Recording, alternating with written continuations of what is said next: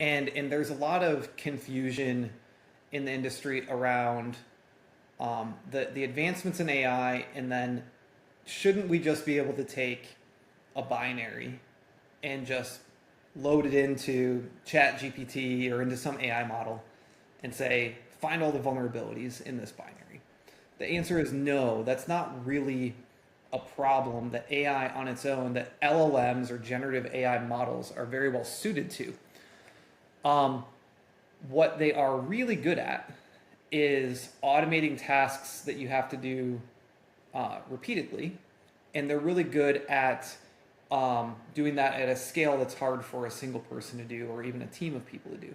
So where we see the biggest impact right now is actually in a lot of the vulnerability triage work, a lot of the upfront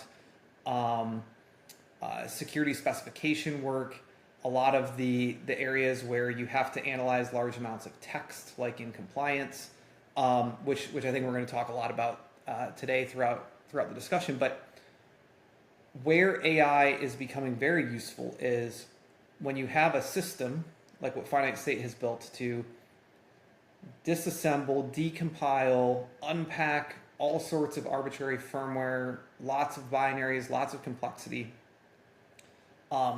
We can still use the discrete math that we run on all of that, the graph algorithms and the various disassembly, decompilation tools that we've built out. And we can still do vulnerability correlation and all that.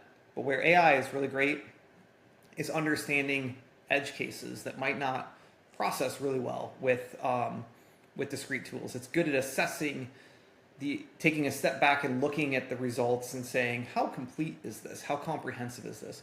Is this going to give us what we need in order to meet X, Y, and Z objectives that our user has? And then more importantly than that is, once you have a binary that's been analyzed, what do you do with it? And that's something that we've talked about in the industry a lot.